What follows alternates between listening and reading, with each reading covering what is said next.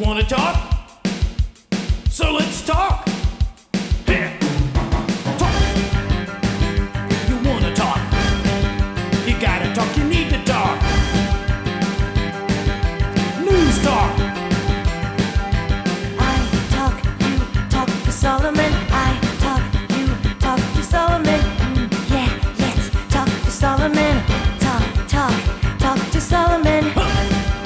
You gotta talk, you wanna talk. The date, November the 6th, 2012. The stakes, the future of the United States of America. My name is Stan Solomon. This is Talk to Solomon, and we welcome you for this important show at an important time for an important country in an important world. My co-host tonight, Greg Howard. Greg, how are you, sir? Fine, thank you. How are you? I am fine. Always a pleasure to have you with us, and we look forward to being on your show as well. And our good friend in the District of Criminals, Larry Pratt, the Executive Director of Gun Owners of America, while watching the polls, viewing a full wall portrait of Barack Obama, watching Republicans being dragged out physically, is here with us. Larry, can you hear me? I can hear you. How you doing? I'm doing fine. You're in Virginia doing poll watching? Absolutely. There probably will be something like 75% of the registered voters in this precinct before the day is finished. Well, and that's very, very unusual. But you understand, in inner city black precincts, 177% will vote. Well, they're even more enthusiastic than the folks out here. How, what is the feeling? You see news people and you see stories and you see internet blogs and the like, but you're there in Washington, D.C. with the people whose very existence, whose very power, whose very future is at stake. What are you hearing and seeing? Well, nobody knows, obviously, until the votes are counted, but it certainly has the feel of a Republican sweep. I think it's quite possible that Romney's going to win handily, and that hopefully is going to mean some new senators as well, even in your state of Indiana, where I know Richard Murdoch has had trouble staying even with his opponent, but a really heavy Romney vote could absolutely make the difference for him. All right, Greg? Well, I'm reading this to be a turnout election, and I'm seeing a real strong turnout across the country. I'm watching the news, what I could today, between working as well as my own area here, and the turnout is very, very strong, but it's lacking the key Obama demographics that were there in the past for Obama, and I think that's going to turn against Obama. I think it's going to look really, really good for Romney. Well, I agree with you, Greg. I think that's an astute observation. Limbaugh brought up today that one of the things no one's talking about, it came from a CNN poll, is that 99% of Republicans say they're voting for Romney, but only 93% of Democrats say they're voting for Obama. There are a lot of Democrats, and the assumption in all these polls is that every Democrat will vote for Obama and every Republican will vote for Romney. There are a lot of Democrats that are hungry, that are hurting, that are not going to vote to continue to be in misery, in my opinion. And even if that's only 5%, that 5% is monumental, is it not, Larry? Yes, it is, and we saw that in the early voting, the Democrats were not voting as strongly as they had in the past. There were different ways of assessing that, but fairly reliable reports indicate that their voters are not showing up, and meanwhile the Republicans are. So if that were to extend through today, when it's probably a more Republican vote on general election day anyway, it just has the feel of a very strong Republican vote. In Ohio, it was reported on Sean Hannity by a fellow I know, don't like him, but I know him, named Bill Cunningham, that in measuring the two most Republican counties in southwestern Ohio, Republican voters are out with a plus 14 from 2010, much less 2008, and the Democrats are at a minus 4. Well, that's a net of an 18-point difference. And if you look at 2008, when the Democrats were plus, what was it, 6? That's an incredible turnaround. Right, I think it is, and I'm looking at it in just this one microcosm of a large precinct with some 5,200 voters, and there's probably been 3,600 now voting. It's really very impressive. I've never seen anything quite this big at any time. All right, let's flip for a second to some other thoughts. Excuse me. We have other issues being decided today. Obviously, the president's number one. Control of the Senate is number two. Control of the House, or maintaining control of the House, is number three. But we have same-sex marriage on the ballot in 4 states, 1 banning it, 3 trying to get it approved. You have some pro-life or pro-abortion questions. You have some marijuana questions. And you have a lot of states, specifically Alabama, Greg's state, Florida, Montana, and Wyoming, talking about hell no to Obamacare. Let's start with Greg. Well, here in Alabama, for example, on the ballot, there is a constitutional amendment that is on the ballot that says that no person can be forced into a particular health plan. Now, that's worded very vaguely, but it is very broadly enough worded that it keeps people from being forced into any government-mandated plan. So here in the state level, here in Alabama, we're expecting it to carry by a huge majority for anybody bright enough to read it, that we will not be having Obamacare, at least it will be unconstitutional under the Alabama Constitution. And I expect that these types of issues will be read and voted on. And if we have the strong conservative turnout across the country, I think you'll see conservative input on all these issues nationwide. Here in Virginia, there's an eminent domain issue to overturn at the state level that horrible decision by the Supreme Court that said essentially your property can be taken if there's a better taxpayer that wants it. And we're going to, I think, with a conservative vote here today, I think we're going to see that pass rather nicely. All right, now, Larry, let me ask you about the same-sex issue. Many people don't care. I have family members that just don't care. I do. But the president and the Democrats have gone all in for homosexual marriage. What are you hearing, and how do you think that's going to affect the so-called independents and or the so-called moderates? Because most people are yes or no. Some, I guess, don't care. To me, the idea of normalizing, of course, that television program on one of the networks called The New Normal to homosexuals in a grapefruit. But the fact, and sorry, grapefruits, I didn't mean to include you in that. But my point is, do you think that's going to be an issue? Has it been, will it be, and will it be anything substantial?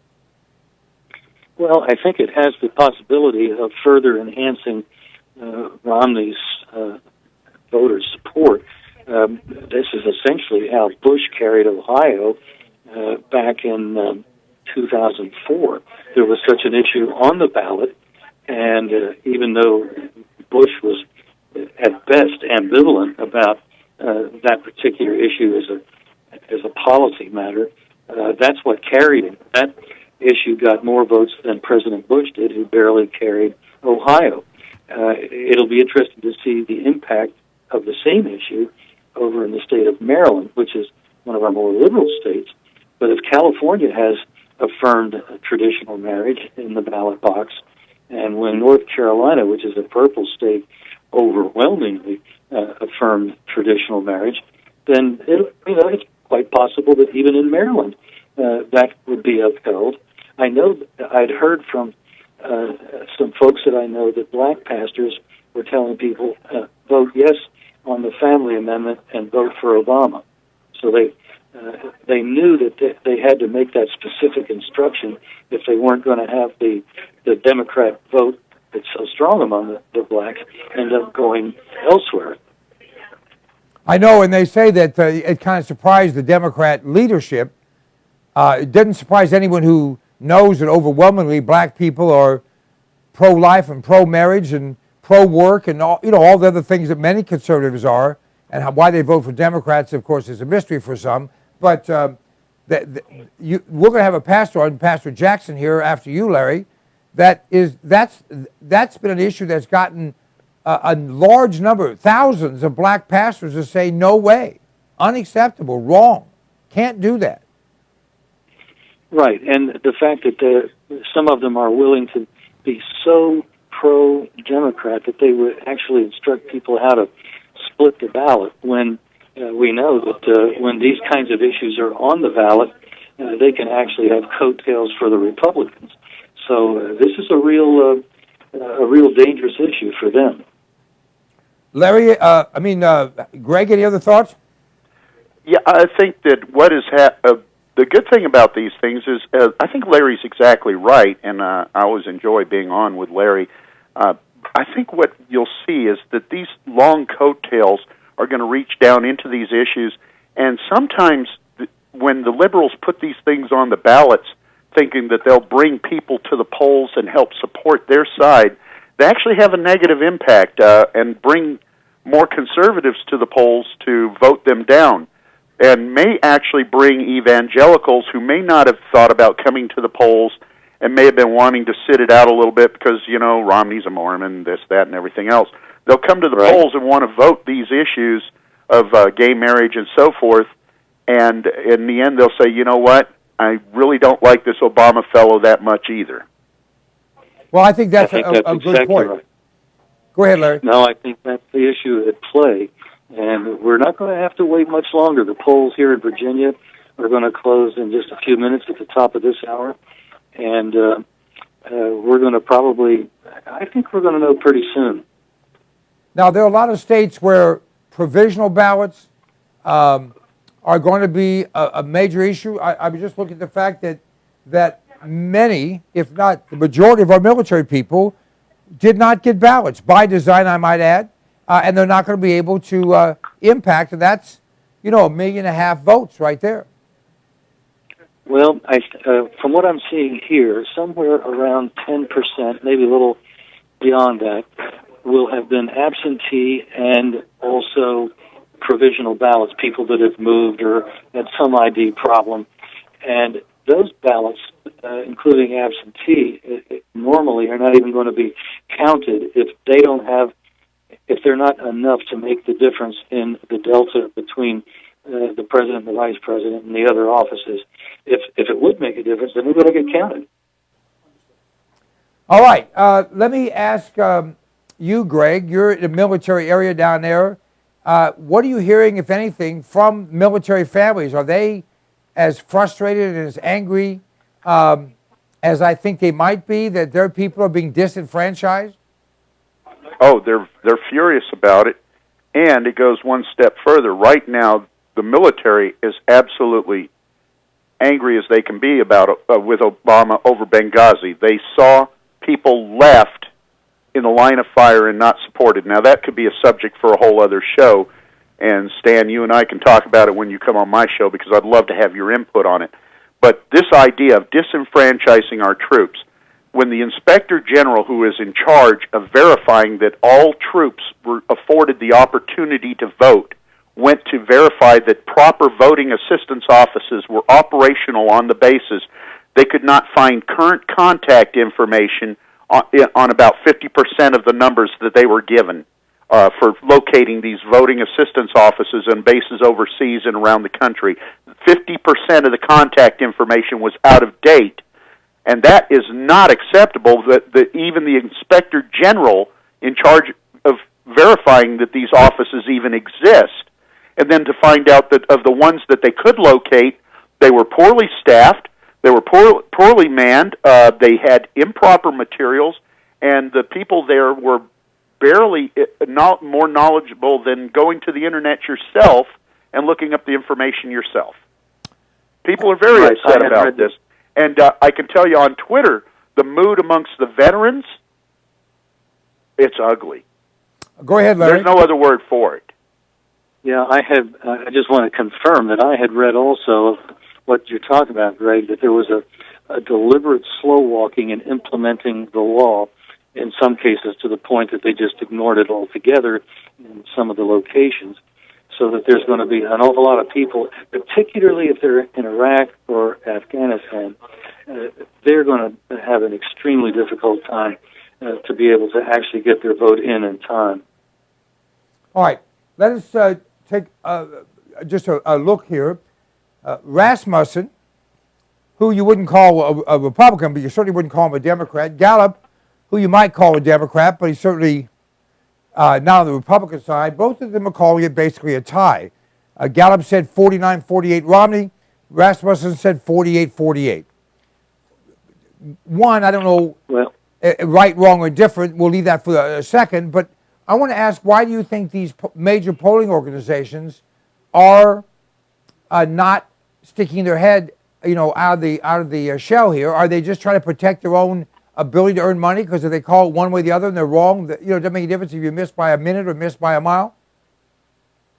Well, Stan, one of their problems, even if they're trying to play it straight, and you have to question that assumption when you see them assuming a much larger participation by Democrats than Republicans, because that just doesn't seem to be what's happening today, even in front of my very eyes here in this polling place. But as a matter of fact, only 9% of Americans, I think that's even more than the likely voters, but just people will not answer questions from pollsters. They hang up on them. And so you're not going to be able to likely derive a representative sample of how actually Americans think when you have only 9% to draw from. Well, that makes obvious sense. Let me go a step further.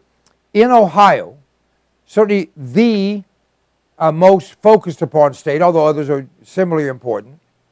In Ohio, I heard a report on Sean Hannity, which I think I mentioned earlier, that Republican participation was up 14%, Democrat participation was down 4%. That 18% difference, if you assume the same number of Democrats and Republicans, which is probably not accurate, but for this moment, compares with plus whatever it was, 6% or plus 7% Democrats in 2008.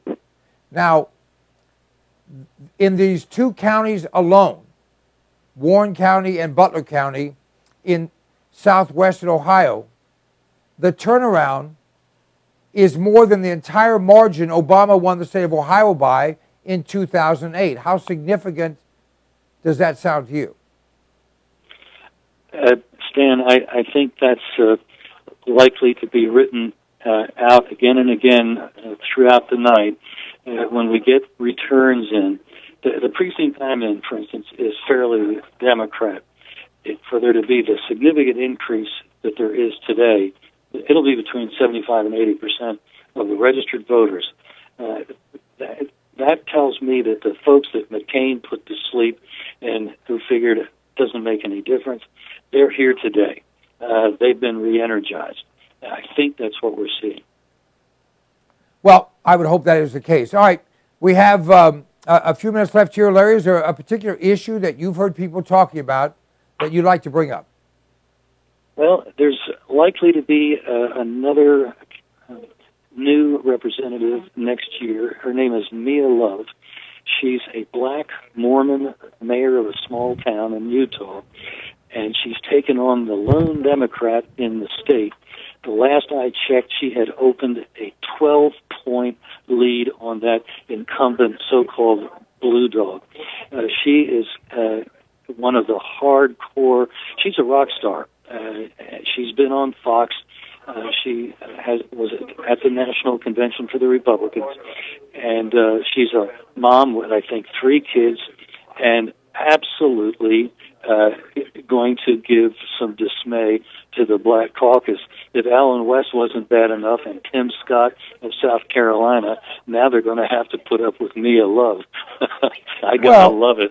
I think there ought to be the Black Caucus and the intelligent Black Caucus. What do you think? Oh, these folks are so superior, and you know they have had to endure all kinds of torment to be conservative, and so they tend to have a character about them that it puts them in the upper percentile among members of Congress.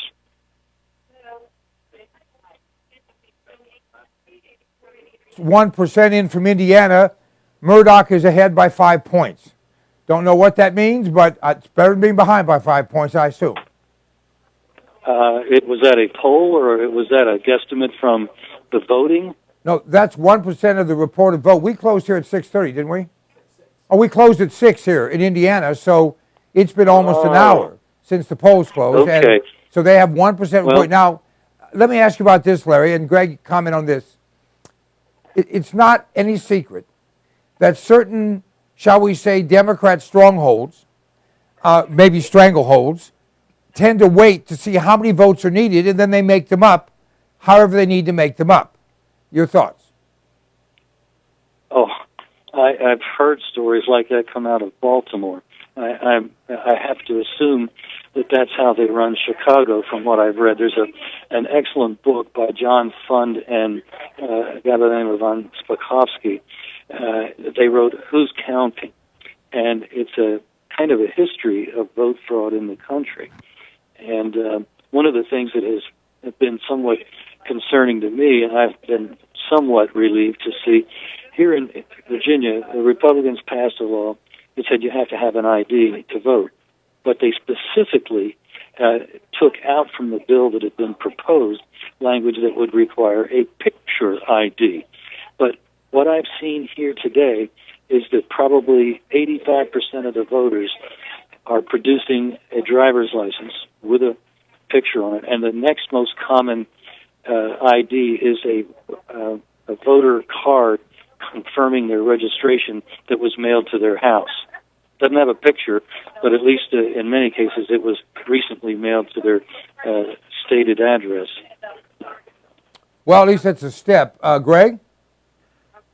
Well, there's no question that this has to be a good win tonight outside the margin of fraud. And going back to the polls that you were talking about earlier, you got to remember that the pollsters, Gallup was threatened by the DOJ earlier this summer. And as a result, Gallup may have been keeping it a little closer than he may have liked to have put it. And Rasmussen, he's been keeping it fairly close too. But remember, anytime you have a tied poll going in, the incumbent tends to not do very well. Also, as Larry pointed out, these have been polls that have been skewed Democratic badly. The Democrats are not turning out in the numbers that they're looking for. So I expect to see many of these states close outside the margin of fraud, and I expect to see the Democrats unable to dream up or conjure up enough votes, or like we saw in Al Franken's case, the incredible find of a case of votes in the trunk of a car magically putting him over the top during the eighth recount that took place in that state. Who could have a problem with that, right? Yeah. certainly not Franken. No chain of custody whatsoever in a trunk of a car. All right, we have just a couple minutes left. Larry, I want you to go way out on a limb and give me 2 predictions. 1, who will win the presidency? And 2, who will be the new senator from the state of Virginia?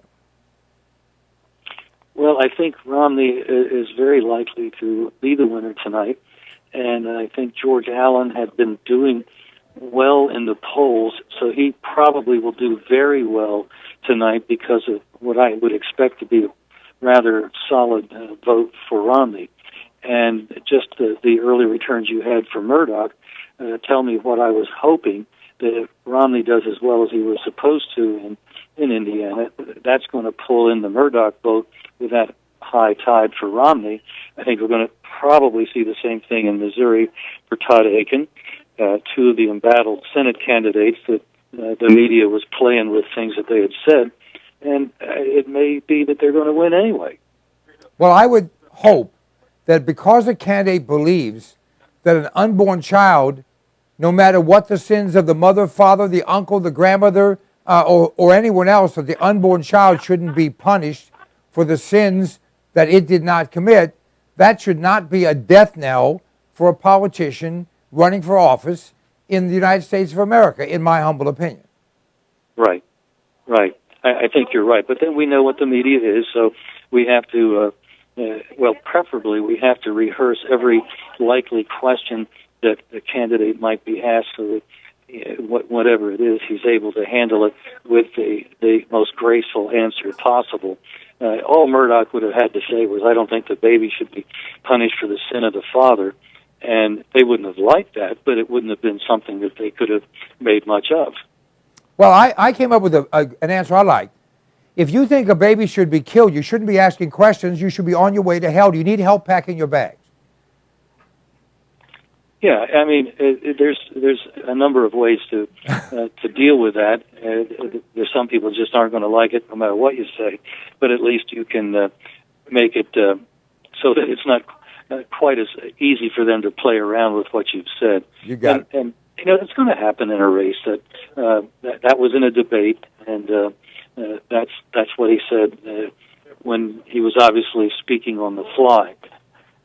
All right, Larry, we're out of time. Thank you so much for your great work at Gun Owners of America. It's gunowners.org, folks. Well, it's too late for this election, but you'll be in plenty of time for the next one. Thank you, Larry. Well, thanks so much. Thank you. Greg Howard and I will be back in just a moment.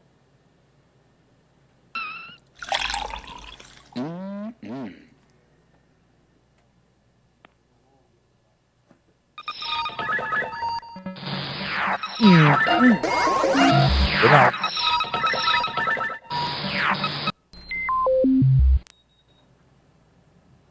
I like to eat. Do you like to eat? We all do. And usually we run to the grocery store, we run to the convenience store, or we have something in the fridge. But power's been out in parts of this country in the last few weeks. We don't know what's going to come down the pike economically. Smart people are putting in food.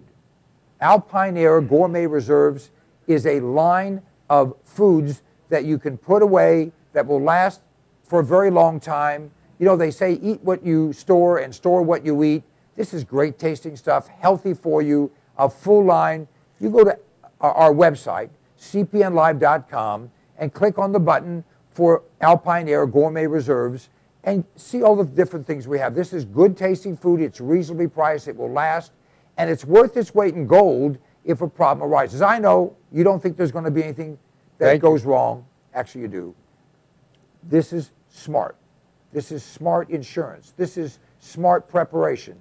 This is smart thinking. You have kids, you have a spouse, you have parents, you have dependents, you have an appetite.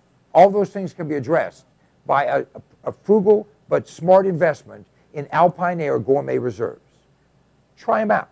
You will be tickled to death with the taste of them. You know what? In many cases, people start to eat this and they think, heck, this tastes better and costs less than what you're going to the grocery store to buy. cpnlive.com. Check it out. Hey, my name is Stan Solomon, and you know if I have something to say, I'll say it. And I'll only tell you the truth because I'm a Republican, not a Democrat. Democrats always lie. Oh, Republicans only lie half the time. I don't lie at all. This is the fuel mule. It's an extraordinary product that was developed by a friend of mine, an engineer. And it increases the fuel mileage on your vehicle. If you have a combustion engine, this will increase your mileage by 10 to 20%.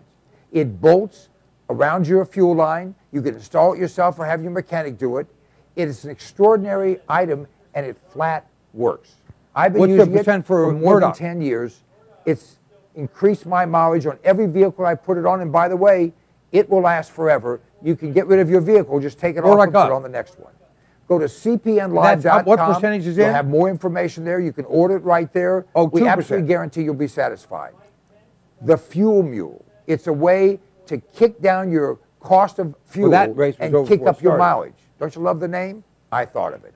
The Fuel Mule. But again, with Mike Pence and Romney, that's pulling us. Let me ask you a question. Do you like being sick?